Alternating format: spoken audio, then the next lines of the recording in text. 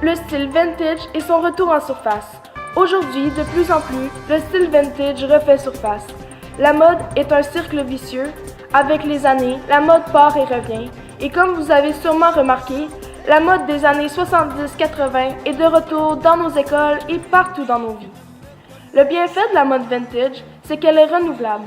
Comme vous pouvez constater, en ce moment, cette mode est en train de devenir la mode vintage, tendance actuelle, et alors la mode de maintenant est sûrement la mode de demain. À l'époque de nos parents, l'excentricité était au rendez-vous.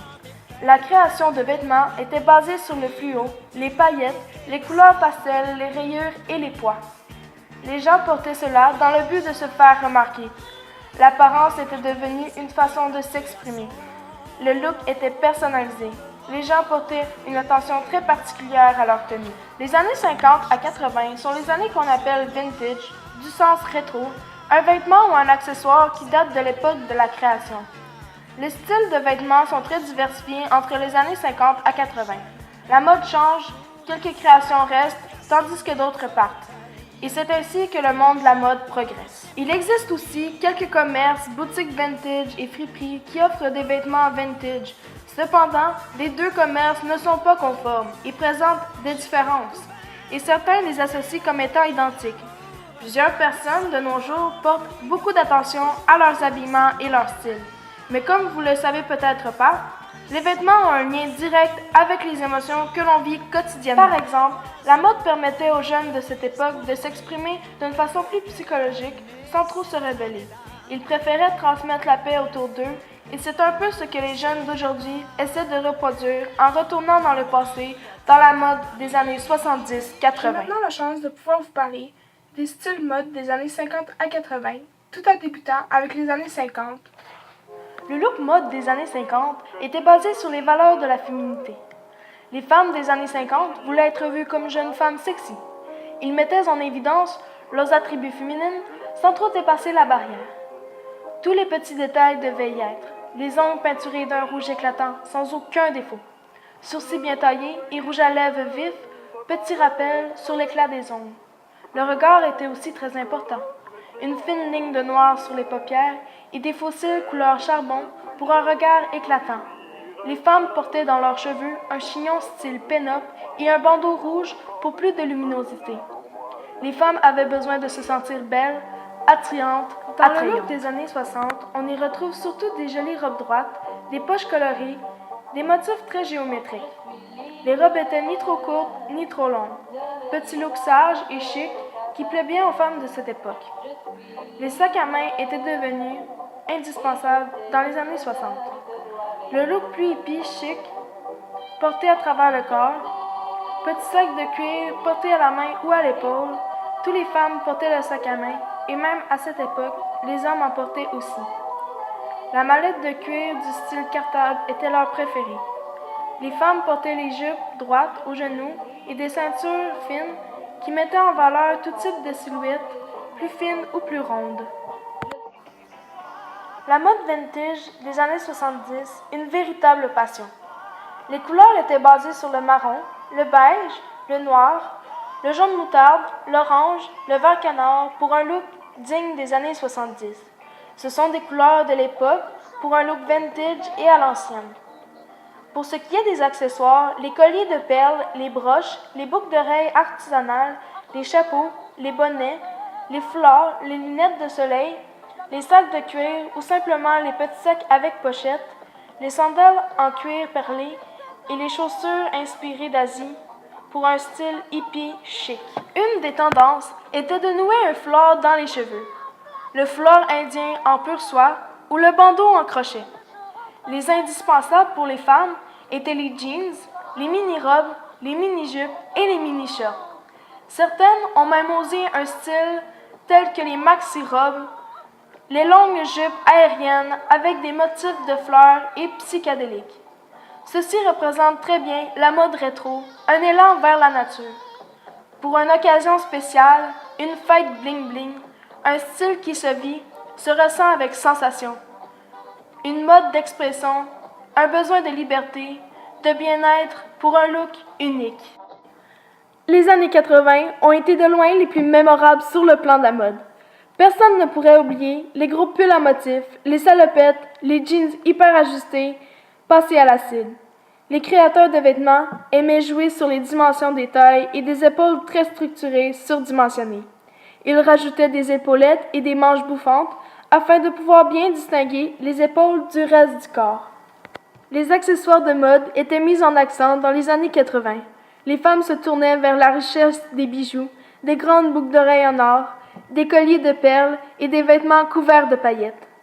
Les femmes portaient un maquillage lourd et lumineux, composé de rouge à lèvres de couleur claire, cils noirs et épais et blush rose, toujours dans le but d'être aperçus.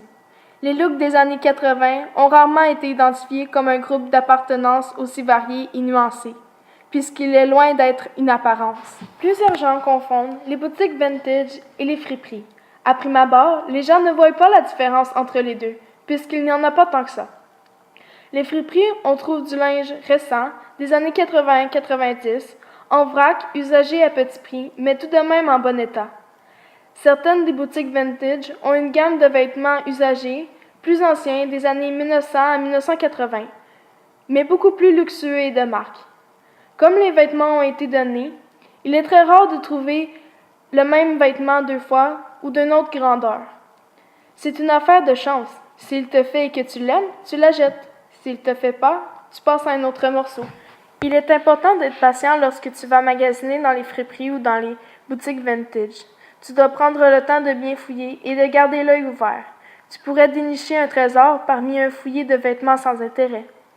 Tu peux toujours faire de grandes découvertes. Les boutiques vintage proposent des vêtements forcément plus dispendieux, des pièces de vêtements plus rares et faites de matériaux beaucoup plus riches. Nos émotions parlent à travers nos vêtements. Des études ont été prouvées que la façon de nous habiller parlait de l'histoire de nos vies, d'expériences et d'une volonté consciente ou inconsciente. Les habillements suivent le chemin de nos sentiments. Plusieurs choses nous lient à nos vêtements. Les émotions comme la colère, la nostalgie, la joie, la honte, nos histoires personnelles, nos désirs et l'image de soi. J'ai eu la chance d'entretenir une entrevue toute spéciale avec Catherine Joubert et Sarah Steam, psychiatre d'orientation psychanalytique et expert dans le comportement vestimentaire. Pourquoi les vêtements sont-ils porteurs de coloration affective si forte? À la frontière de l'intime et du monde social, il est cette chose qui fait encore partie de nous, ne serait-ce que parce qu'on le choisit et l'habite, mais qui en même temps appartient déjà à l'extérieur. C'est cette position entre la mode et soi qui rend le rapport aux vêtements si fertile. L'habit est destiné à porter un message à soi et aux autres. Nos vêtements peuvent-ils influencer notre humeur? C'est du moins ce que l'on pense. Qui, après une journée morose, n'a jamais eu envie d'enfiler une nouvelle tenue pour changer d'humeur? Ce comportement s'appuie sur l'idée selon laquelle l'humeur imprégnerait nos vêtements, comme s'il y avait une perméabilité entre nos sentiments intérieurs et ce que l'on extériorise. Ceci dit, ça en prend peu pour que l'on arrive à s'en convaincre. Bonjour Sarah. Comme vous êtes psychiatre d'orientation psychanalytique et expert dans les comportements vestimentaires, j'aimerais savoir votre avis sur l'influence que les vêtements ont sur notre humeur. L'autre explication, c'est que l'on a tendance à voir le vêtement comme porteur en soi d'une histoire. L'acheteur devient d'une façon de s'approprier une autre image. Ce n'est pas forcément négatif. L'individu se construit aussi en prenant à d'autres des éléments de leurs images, puis en se les appropriant. Et quoi dire de ces personnes qui s'habillent toujours de la même couleur ou de la même tenue? Il y a de nombreuses interprétations possibles qui dépendent de l'histoire personnelle de chacun. De manière générale, ce type de comportement parle du rapport entre l'image de soi. La fixité d'une tenue vestimentaire peut être le support d'une identité vacillante. Se regarder dans un miroir et se voir toujours semblable devient une façon de renforcer une identité fragile. Ce qui revient à croire inconsciemment que changer de style, ce serait de risquer de ne plus être le même. L'influence de la mode sur les jeunes adolescents. Les adolescents de nos jours sont extrêmement perceptibles à l'influence de la mode. Pour la plupart des jeunes, l'appel de la mode est souvent un désir irrésistible. C'est un moyen efficace de répondre aux besoins d'affirmation et de grille sociale. Chez certains adolescents, l'allure est une façon de favoriser leur qualité personnelle et leur réalisation. Les jeunes tentent d'une manière de se sentir plus confiants et bien dans leur peau. La mode devient une forme pour conquérir le sexe opposé, de se montrer et s'exprimer. Les adultes sont souvent déstabilisés par la façon d'expression. Mais comment ne pas admirer la capacité des jeunes adolescents de créer leur propre style personnel qui exprime généralement très bien leur personnalité? Pour certains d'entre eux, la mode est essentielle et très pratique. Les gens sont persuadés qu'être à la mode signifie de porter des marques de vêtements qui coûtent cher et de porter les plus beaux vêtements. Mais au contraire, la mode a plusieurs sens. Il ne s'agit pas simplement de vêtements, chaussures, accessoires qui embellissent l'apparence, mais avant tout une tendance, des courants existants dans le cadre d'une société, adoptés par de nombreuses personnes, afin de moderniser un simple courant, une tendance de saison qui est souvent vite oubliée. Comme dans plusieurs situations, ce sont les adolescents qui sont à la base du courant d'une société. Les jeunes sont les leaders de la mode, c'est eux qui décident quels types de vêtements sont plus attirants que d'autres et s'il est à la mode de le porter ou non. C'est maintenant que se conclut mon reportage. Merci beaucoup. Ici Liane Plaude, vidéo reportage de la salle.